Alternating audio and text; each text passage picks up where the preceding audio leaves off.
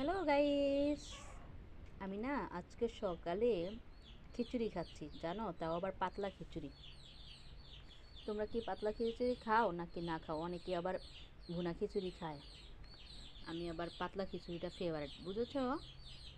তো গরু গোশের ঝোল দিয়ে, হাড্ডি দিয়ে, গরু গোশ আসছিল ঝোড়া ঝোড়া, ওটা দিয়ে আর কি পাতলা খিচুড়ি রান্না করছি, বুঝছো গাইস। আর কথা হলো কি, আমার অনেক দিন যাবৎ মনে চাইছিল পাতলা খিচুড়ি খাইতে, কিন্তু ওরকম সুযোগ হয়ে ওঠে নাই। আমি তার জন্য পাতলা খিচুড়িটা খাইতেও পারিনি। তো এখন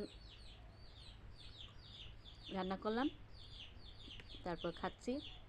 তো আমার সাথে তোমরা চলে আসো পাতলা খিচুড়ি খাওয়ার জন্য।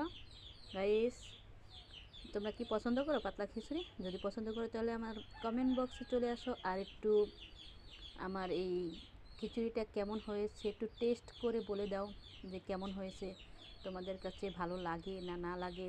আর টেস্টটা, লবণ, হলুদ, মরিচ, মশলাটা কেমন হয়েছে তাও একটু টেস্ট করো, টেস্টটা করে একটু দেখাও, বলে দাও যে আমার পাতলা খিচুড়িটা কেমন হয়েছে, কি আসলেই ভালো হয়েছে না খারাপ হয়েছে, তাও একটু বলে যেও গাইস। তাহলে তোমরা যদি আমাকে একটু বলো যে হ্যাঁ আপু ভালো হয়েছে, তাহলে একটা আস্থা পাবো যে হ্যাঁ আমি রান্না করতে পারি ভালো।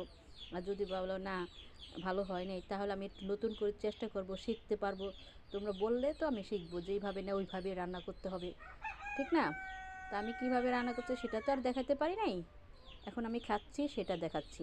তোমরা একটু বলে দাও গাইস কেমন হয়েছে আমার পাতলা খিচুড়িটা। তো ভালো থেকো গাইস, আল্লাহ হাফেজ, আসসালামু আলাইকুম।